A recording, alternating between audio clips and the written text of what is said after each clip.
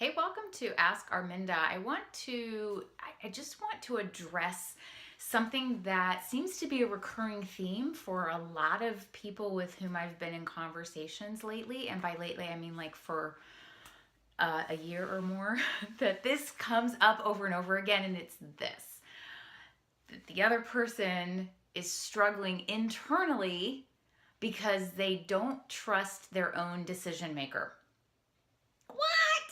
Okay, let's talk about that. So if I understand that correctly, what that means is I'm not making decisions. I'm not willing to risk deciding something because I don't trust that I'm going to make the right decision. Therefore, I do nothing, or I do the like a very little bit rather than like just kind of exploding myself out there and saying, okay, I'm just like all in. And remember, we've talked about that idea of being all in and commitment. But if you're questioning, like back here before you're even at the deciding point, like I can't even make that decision because I don't make good choices, then that's where let's like that's kind of like a major alarm for you. And so I want to talk about that. All right. So your decision maker is not going to hurt you. That no decision is final.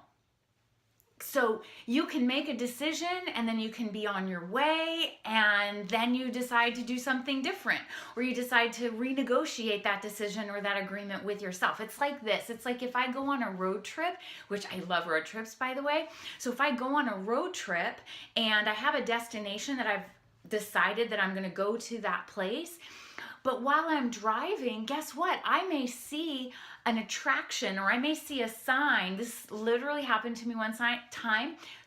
I saw a sign for a bridge of flowers.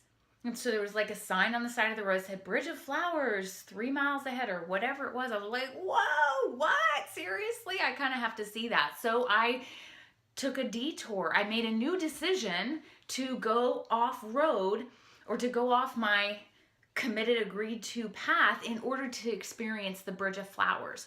Awesome decision. So glad that I did that.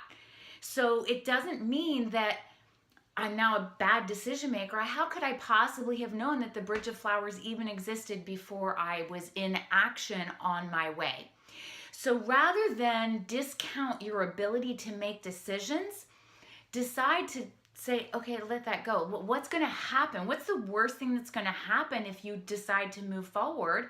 And recognize, remember, please hold yourself in this space knowing no decision is final. If I have to decide what I'm going to eat for supper tonight, guess what? If I go out to eat and I order something, I decide what I want to eat, and then I don't like it, I send it back to the kitchen, I order something different.